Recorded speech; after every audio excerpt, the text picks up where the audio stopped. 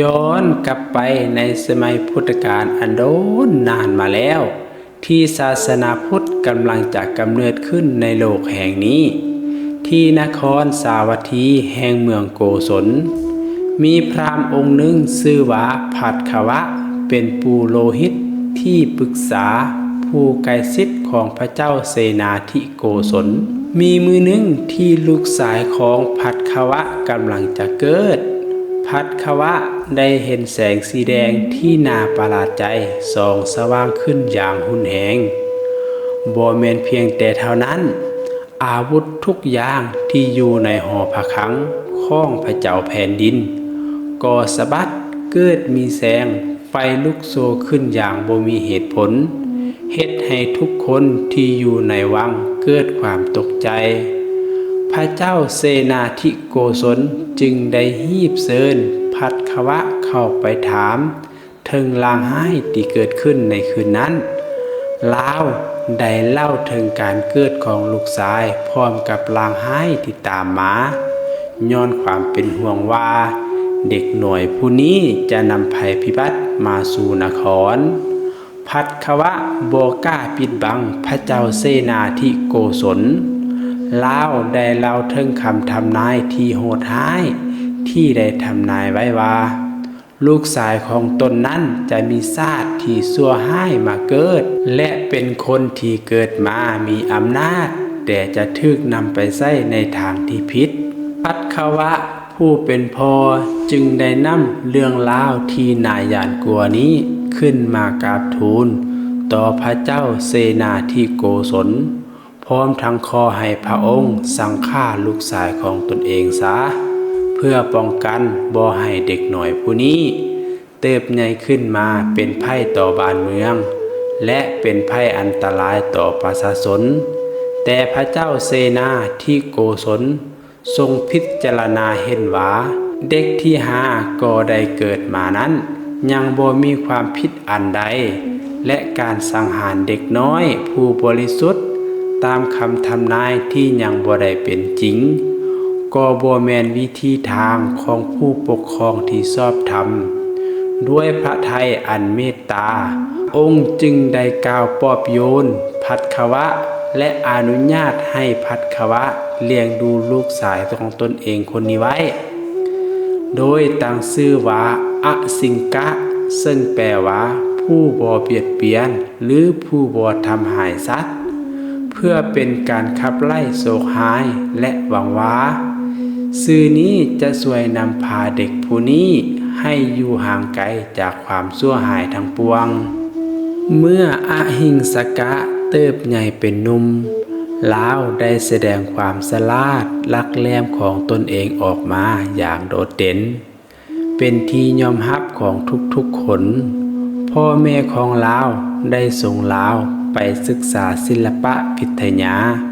ที่นครตักกะศิลาซึ่งในเวลานั้นเป็นศูนย์กลางความรู้ที่ยิ่งใหญ่ที่สุดในอินเดียภูฏานอหิงสกะได้เรียนรู้อย่างไววาและมีความเก่งกาจในทุกๆด้านที่เกินหน้าเกินตากว่านักศึกษาคนอื่นๆทั้งหมดลาวเป็นนักศึกษาที่พิถีพิถันเรียนรู้อย่างจริงจังและพร้อมมีห่างกายกำยำแข็งแรง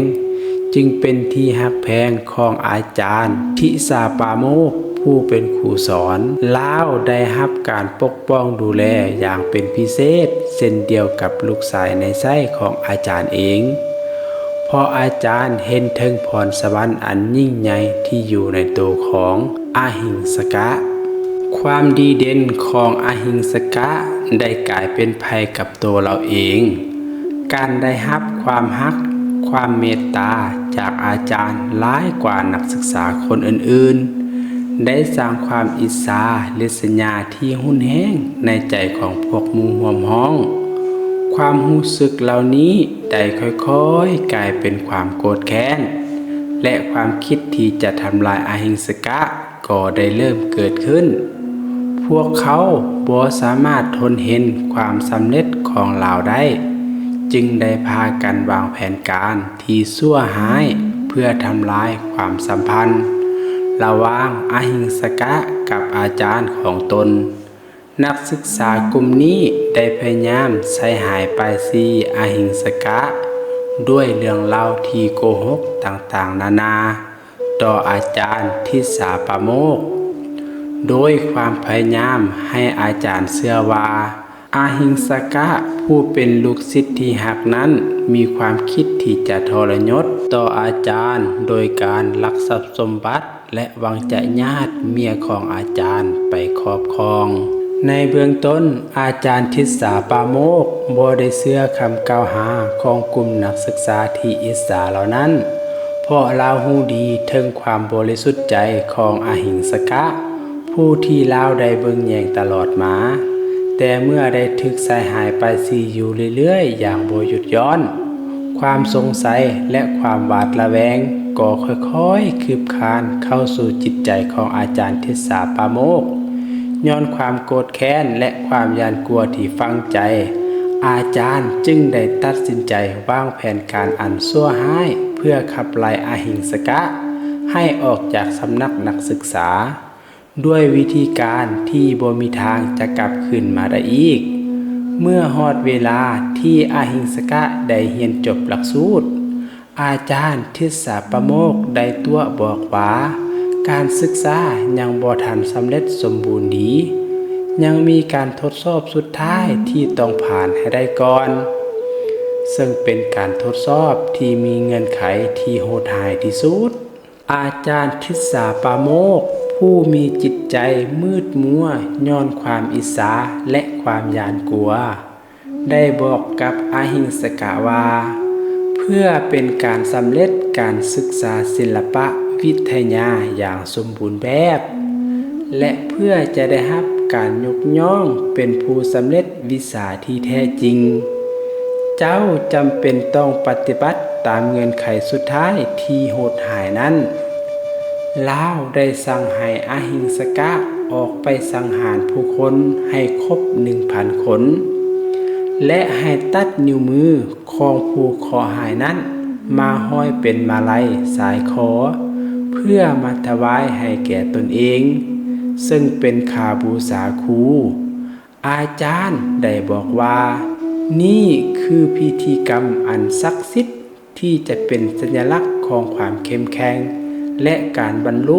ทุกๆวิชาศิลปะวิทยาอย่างถึงแก่นเมื่ออหิงสกะได้ยินเงื่อนไขดังกล่าวอหิงสกะผู้บริสุทธิ์ใจก็เกิดความตกใจสุดขีดบ่คิดว่าจะมีการเรียกร้องที่โหดร้ายถึงขนาดนี้ถึงแม้นว่าอหิงสกะจะตกใจและลังเลใจในตอนต้นแต่ความคิดที่ว่าตนเองจะต้องสำเร็จการศึกษาให้ได้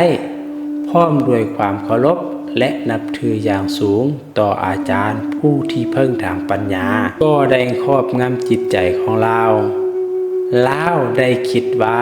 นี่คือคำสั่งที่ขาดบ่ได้ที่จะต้องได้ปฏิบัติตามอย่างเคร่งครัดเพราะคำสั่งของอาจารย์แม้นเนื้อสิ่งอื่นใดในความคิดของนักศึกษาในสมัยนั้น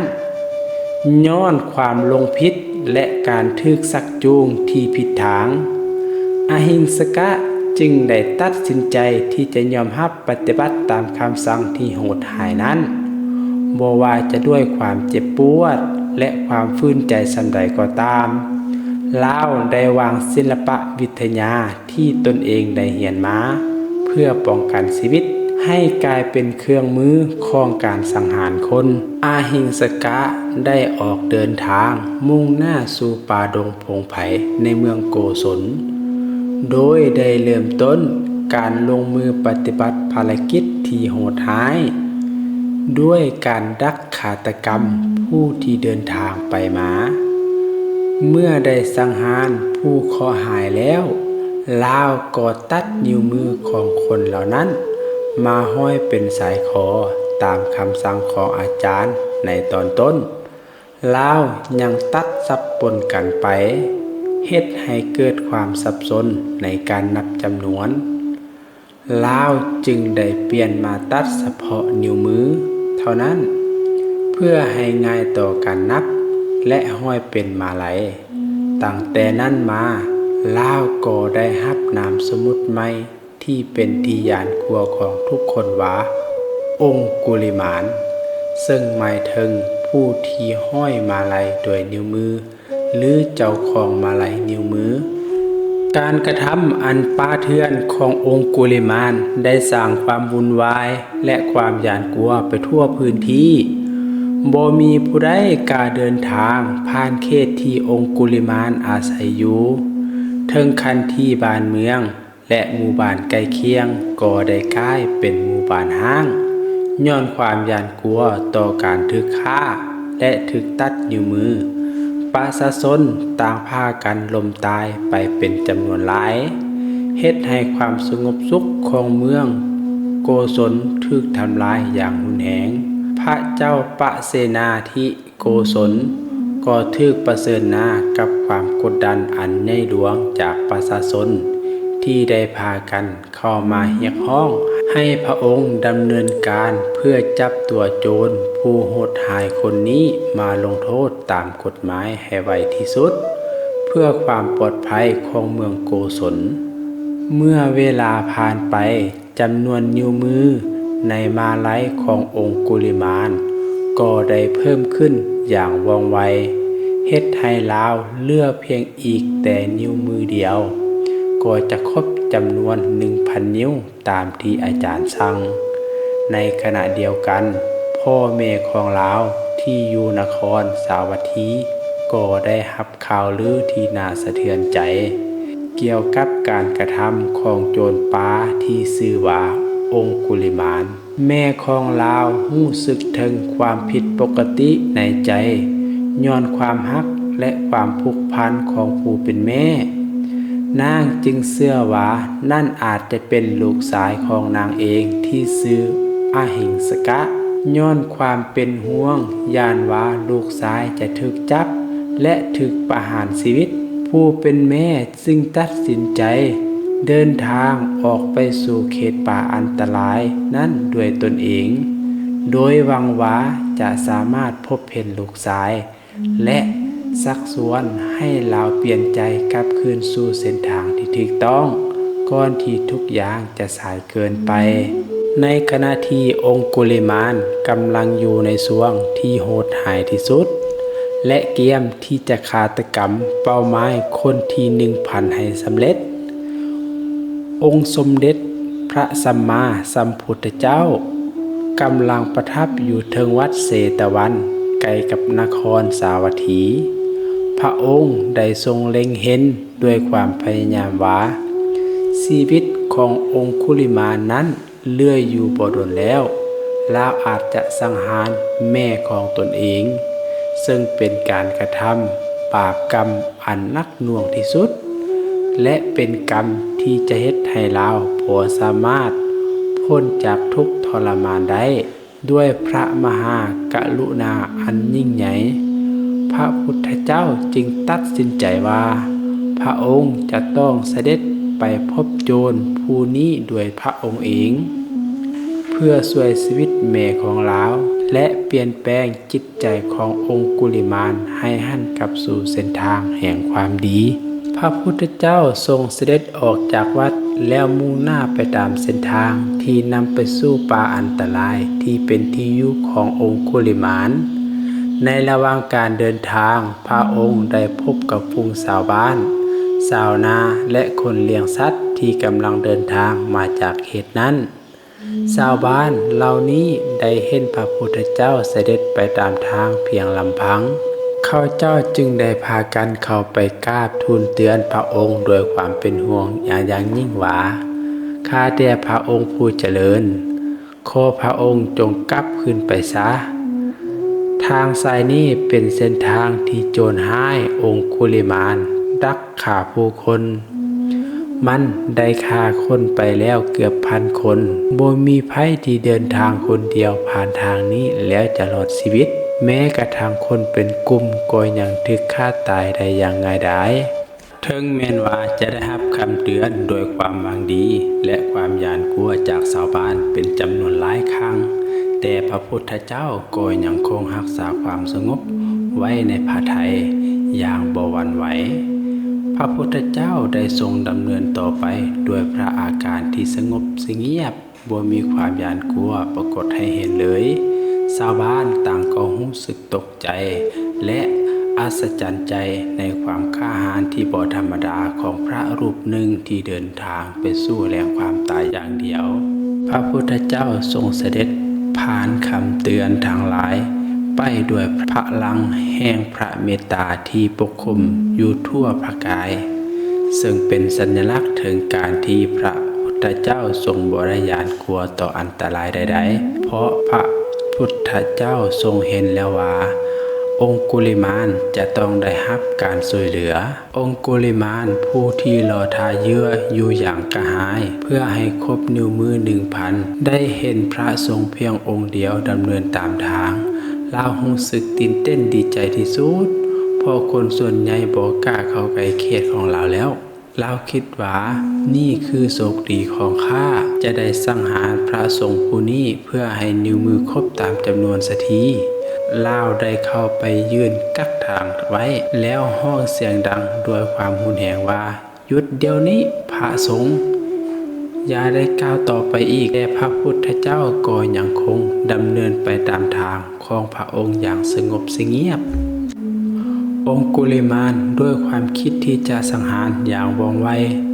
จึงได้คว้าเอาอาวุธของตนแล้วฮีบแล่นตามหลังพระพุทธเจ้าไปด้วยความไวที่เต็มทีลาวเป็นคนที่มีพลังมหาศาลและมีความไวที่บ่ธรรมดาแต่ถึงแม้นว่าลาวจะแล่นโดยกำลังทั้งหมดที่มีแต่พระพุทธเจ้าที่กำลังย่างโดยก้าวธรรมดาก็ยังคงอยู่ห่างเราไปในระยะที่เท่าเดิมอยู่เสมอองคุลิมานแล่นไปจนหมดแรงและรู้สึกอิดเมื่อยที่สุดในใจของลาวเต็มไปด้วยความแปลกใจและความสับสนต่อปรากฏการณ์ที่เกิดขึ้นนี่คือการใช้ของพลังจิตอันยิ่งใหญ่ของพระพุทธเจ้าเพื่อให้องคุลิมานได้รับบทเรียนธรรมอิทธิที่เกิดจากพระธรรมเมื่อแล่นตามบ่ทันองคุลิมานจึงหยุดเสาโดยความอิดเมื่อยและความรู้สึกหมดหวังลาวห้องออกไปโดยเสียงที่แห้งกว่าเก่าว่าหยุดพระสงฆ์หยุดเดี๋ยวนี้พระพุทธเจ้าได้ทรงเห็นพระพักตร์กับมหาโจรป่าผู้โหดร้ายแต่พระองค์ยังคงอยู่ในพระอาการที่สงบเงียบและบ่ได้แสดงความหวาดกลัวอันใดออกมาเลยพระพุทธเจ้าทรงตอบด้วยเสียงที่อ่อนโยนและมีพลังแห่งเมตตาว่าเฮาหยุดแล้วองคุลิมานเจ้าต่างหากที่ยังบ่ทันหยุดคำตอบนี้ได้สร้างความสับสนที่สุดในใจให้แก่องคุลิมานผู้ที่กำลังยืนอยู่กับที่ด้วยความเหนื่อยล้าในขณะที่พระพุทธเจ้ายังคงย่างไปต่ออย่างช้าๆองคุลิมานรู้สึกแปลกใจหลายที่สุดต่อคำเว้าของพระพุทธเจ้าลาวจึงได้ถามขึ้นโดยความสับสนว่าพระสงฆ์ท่านย่างอยู่แต่ท่านกล่าวว่าท่านหยุดแล้วแต่ข้าพเจ้าหยุดอยู่กับที่แต่ท่านกลับว่าข้าพเจ้ายังบ่ทันได้หยุดความหมายของคำนี้แม่นหยังคะแท้ขอท่านจงบอกความจริงแก่ข้าพเจ้าโดยเถิดความหวาดกลัวต่อพระสงฆ์ได้ถูกเปลี่ยนแทนโดยความอยากรู้อยากเห็นอย่างใหญ่หลวงย้อนลาวบ่เคยพบผู้ใดที่มีความสงบและมีพลังแปลกประหลาดแบบนี้มาก่อนทั้งยังกล้าเว้าทำนองนี้ต่อลาวพระพุทธเจ้าทรงตอบด้วยเสียงอันชัดเจนและทรงพลังว่าเฮาหยุดแล้วองคุลิมานจากการเบียดเบียนสัตว์ทั้งปวงจากการทำให้ชีวิตคนอื่นและจากการกระทำอันชั่วหายทั้งหมดอย่างสิ้นเชิงส่วนเจ้ายังบ่ได้ละเว้นจากการทำลายสัตว์อื่นและยังคงดำเนินในทางแห่งความโหดร้ายนั้นอยู่นั่นคือเหตุผลที่เฮาหยุดแล้วแต่เจ้ายังบ่ทันหยุดพระธรรมนี้ได้ส่องแสงเข้าไปในจิตใจที่มืดมัวขององคุลิมานคำเว้าของพระพุทธเจ้าได้สั่นสะเทือนวิญญาณขององคุลิมานเฮ็ดให้ลาวรู้สึกถึงความผิดพลาดที่ยิ่งใหญ่ของตนเององคุลิมานผู้เป็นอดีตนักศึกษาที่ฉลาดที่สุดในห้องเรียนเมื่อได้ยินคำอธิบายอันลึกซึ้งนี้ก็เกิดสติขึ้นมาในทันทีลาวได้คิดกับตนเองว่าพ พระสงฆ์องค์นี้มีความกล้าหาญที่บ่ธรรมดาได้ย่างมาหอดจุดนี้เพียงลำพังในเขตที่อันตรายที่สุดคำเบาของลาวเต็มไปด้วยปัญญาและความจริงอันสูงสุดคนแบบค่อยที่พยายามแล่นนำจับเพื่อหวังจะสังหารลาวยังเฮ็ดบ่ได้ความอัศจรรย์ใจได้เฮ็ดให้ลาวเกิดศรัทธาในพระพุทธศาสนาและเริ่มรู้สึกสำนึกผิดต่อการกระทำอันชั่วหายที่ลาวได้เฮ็ดมาความสำนึกผิดได้เกิดขึ้นอย่างรุนแรงในใจขององคุลิมานซึ่งได้กลายเป็นจุดเปลี่ยนอันยิ่งใหญ่ที่สุดในชีวิตของลาวได้ทิ่มดาบและอาวุธทั้งหมดที่อยู่ในมือลงกับพื้นอย่างบ่ลังเลจากนั้นลาวได้ทอดมาลัยนิ้วมืออันโหดร้ายที่ของคอออกมาแล้วทิ่มมันลงไปกับพื้นองคุลิมานได้เข้าไปกราบลงที่พระบาทพระพุทธเจ้าโดยความนอบน้อม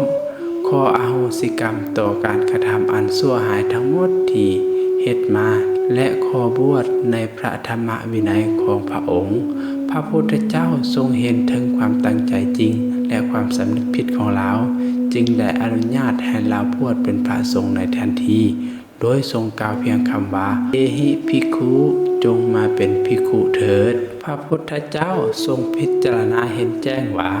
องคุลิมานผู้นี้มีพื้นฐานจิตใจที่ดีที่สุดถึงจะเคยลงผิดย้อนความโง่จ้าและการทึกซักจูงที่ผิดพลาดตามก็ตามลาวผู้นี้แม่นผู้ที่สามารถบรรลุธรรมได้ด้วยพระกรุณาที่บ่มีขอบเขตพระองค์จึงได้ทรงให้องคุลิมานบวชเป็นพระอย่างง่ายดายการบวชแบบเอหิภิกขุอุปสมปทานี่แม่นการบวชที่พระพุทธเจ้าทรงประทานให้เองซึ่งเป็นสิทธิพิเศษสำหรับผู้ที่มีบารมีถึงพร้อมที่จะบรรลุธรรมได้อย่างว่องไว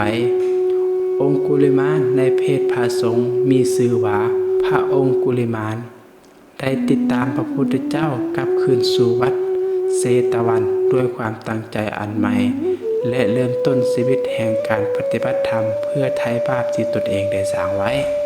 ในระหว่างที่พระพุทธเจ้ากำลังโพธองคุลิมานอยู่นั้นแม่ของลาวก็ได้เดินทางมาฮอดเขตป่าแห่งนั้นแล้วด้วยความทุกข์ใจและความฮักของแม่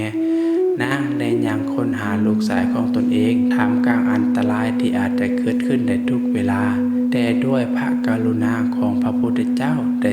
เสด็จมาก่อนแม่องคุลิมานจึงได้รอดพ้นจากการเป็นผู้เคราะห์ร้ายคนสุดท้ายเมื่อนางเห็นพระพุทธเจ้ากำลังเสด็จพร้อมกับพระสงฆ์องค์ใหม่นางก็รู้ว่านั่นคือลูกชายของตนนางรู้สึกดีใจที่สุดที่พระพุทธเจ้าปลอดภัยพร้อมทั้งรู้สึกโล่งใจที่การเดินทางของตนนั้นบ่ได้รับอันตรายใดๆในขณะที่พระองคุลิมานกำลังเริ่มต้นชีวิตใหม่พระเจ้าปเสนาธิโกศลก็ได้นำกองทัพอันยิ่งใหญ่ออกติดตามล่าโจรป่าองคุลิมานตามคำเรียกร้องของประชาชนพระองค์ได้นำกำลังทหารออกจากนครสาวัตถีอย่างรีบด่วนเพราะโจรคนนี้ได้สร้างความเสียหายให้แก่แคว้นของลาวอย่างหนักหน่วง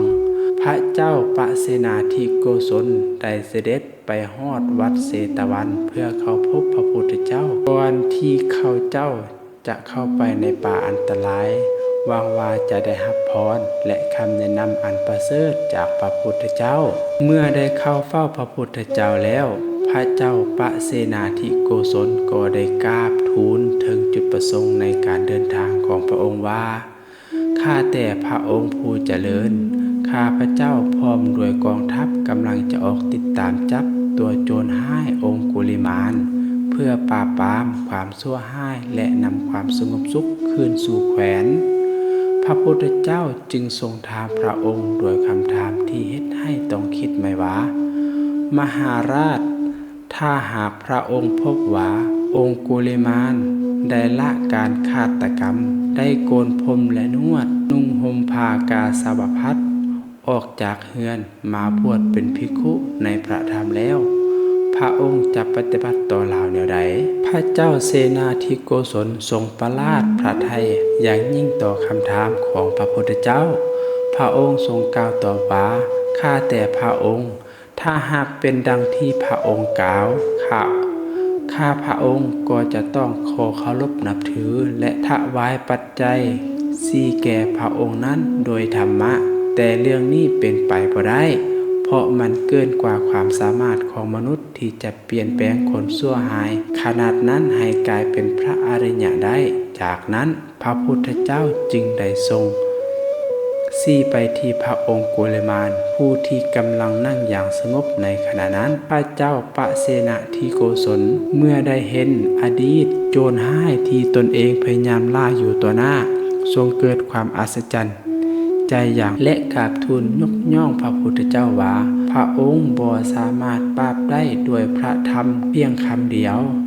พระพุทธเจ้าทรงแสดงธรรมให้พระเจ้าปเสนทิโกศลฟังว่าทุกคนมีโอกาสที่จะเปลี่ยนแปลงได้การกลับใจขององค์กุลิมานบ่ได้เกิดขึ้นโดยการบังคับแต่เกิดจากพลังแห่งศรัทธาและความสำนึกผิดที่เกิดขึ้นภายในใจพระองค์ได้ทรงสอนว่าบ่ว่าจะเฮ็ดบุญบาปมาหลายสำใดก็ตามถ้าหากหันมาปฏิบัติธรรมอย่างจริงจังและตั้งใจแก้ไขความผิดพลาดของตนเองผู้นั้นก็จะสามารถบรรลุความหลุดพ้นได้พระองค์ทรงให้พรแก่พระเจ้าเสนาธิโกศลและให้พระองค์มีความเมตตาต่อพระองค์กุลิมานผู้ที่ได้รับการกลับใจแล้วพร้อมทั้งให้การปกป้องตามกฎของพระธรรมวินัยถึงแม้ว่าจะได้รับการยอมรับจากพระพุทธเจ้าแต่ชีวิตของพระองค์กุลิมานในฐานะพระสงฆ์ก็บ่ได้ง่ายดายเมื่อเราเข้าไปในนครสาวัตถีเพื่อบิณฑบาตประชาชนต่างก็ฮู้จักลาวในฐานะโจรห้ายองค์กุลิมานเขาเจ้าได้พากันหนีไปโดยความหวาดกลัวบางคนก็แล่นหนีและบางคนก็ทุ่มน้ำลายใส่ลาวโดยความรังเกียจพระองค์กุลิมานมักจะต้องกลับวัดด้วยบาตรที่บางเปาบางครั้งก็ถูกทำร้ายหรือถูกดึกก้อนหินใส่ลาวได้รับบาดเจ็บทางร่างกายและจิตใจแต่ลาวก็บ่ยอมเอาความลำบากเหล่านั้นด้วยความอดทนโดยถือว่าเป็นการชดใช้กรรมที่ตนเองได้สร้างไว้ในขณะที่บิณฑบาตพระองค์กุลิมานได้ประสบกับเหตุการณ์ที่เฮ็ดให้ลาวถึงกับความทุกข์ทรมานของโลกครั้งหนึ่งลาวได้เห็นแม่หญิงผู้หนึ่งกำลังประสบกับการเจ็บท้องคลอดลูกอย่างแสนสาหัสและใกล้จะเสียชีวิตภาพนี้ได้เฮ็ดให้เราคิดถึงการกระทำอันโหดร้ายของตนเองในอดีตที่ได้ทำลายชีวิตคนอื่นอย่างบ่มีเมตตาลาวเกิดความรู้สึกเศร้าสลดใจและเมตตาต่อแม่หญิงผู้นั้นอย่างสุดซึ้งลาวได้กลับไปหาพระพุทธเจ้าแล้วกราบทูลถึงสิ่งที่ได้เห็นมาด้วยน้ำตาที่ไหลลงมาพระพุทธเจ้าทรงรับฟังเรื่องของพระองค์กุลิมานด้วยความเมตตาพระองค์ทรงเห็นถึงความบริสุทธิ์ใจและความรู้สึกสำนึกผิดของเราแล้วจึงทรงสอนให้เราก้าวสัจจกิริยาเพื่อช่วยแม่หญิงผู้นั้นนับตั้งแต่ข้าพเจ้าได้เกิดเป็นพระอริยะเจ้าแล้วข้าพเจ้าบ่เคยคิดที่จะทำลายชีวิตใดๆอีกเลยด้วยสัจจะจะทำนี้ขอให้ความทุกข์ทรมานของผู้หญิงคนนี้จงหมดไปพระองค์กุลิมานได้ปฏิบัติตามอย่างเคร่งครัดพระองค์กุลิมานกลับคืนไปหาแม่หญิงที่เจ็บท้องคลอดลูกและได้กล่าวสัตย์กิริยาตามที่พระพุทธเจ้าได้สอนไว้อย่างชัดเจนลาวได้ยืนอยู่ต่อหน้าแม่หญิงผู้นั้นโดยความเมตตาที่แท้จริงบ่มีความคิดหายใดๆเหลืออยู่ในใจอีกแล้วคำสัตย์ที่ลาวก้าวออกไปนั้นได้กลายเป็นพลังแห่งธรรมะอันบริสุทธิ์เพราะสัจธรรมได้ยืนยันถึงการที่ลาวได้เปลี่ยนแปลงตัวเองอย่างสิ้นเชิงแล้วจากโจรหายมากลายเป็นพระอริยะที่บ่เปลี่ยนไปอีกถึงแม้นว่าบางคนก็ยังหวาดกลัวและรังเกียจต่อพระองค์กุลิมานแต่ประชาชนจำนวนหลายก็เริ่มเห็นคุณค่าในตัวของพระองค์กุลิมานเขาเจ้าเริ่มเชื่อว่าการกลับใจของลาวเป็นเรื่องที่จริงจังและลาวก็ได้กลายเป็นพระสงฆ์ที่ปราศจากความเบียดเบียนแล้ว ประชาชนบางคนได้เริ่มถวายอาหารที่ลาวบิณฑบาตให้แก่ลาวด้วยความเคารพซึ่งเฮ็ดให้พระองคุลิมานสามารถปฏิบัติธรรมได้อย่างสะดวกขึ้นทั้งอย่างใดก็ตามลาวก็ต้องอดทนต่อการด่าท้อการทึกทิ่มก้อนหินใส่และการทึกปฏิเสธจากคนส่วนใหญ่การบรรลุเป็นพระอรหันต์ของพระองคุลิมานได้เป็นหลักฐานอันยิ่งใหญ่ที่สุดของพระธรรมของพระพุทธเจ้านี่แสดงให้เห็นว่าบ่ว่าบาปจะหนักหน่วงส่ำใดก็ตามถ้าหากมีความตั้งใจจริงที่จะกลับใจพร้อมทางปฏิบัติธรรมอย่างจริงจังผู้นั้นก็สามารถพ้นจากการกระทำได้พระองคุลิมานได้นั่งสมาธิอย่างสงบนิ่งได้รับความสุขจากความหลุดพ้นและบ่มีความหวาดกลัวต่อความตายอีกต่อไปเพราะลาวได้ทำลายวงจรแห่งการเกิดและเจ็บตายไปสิ้นเชิงแล้ว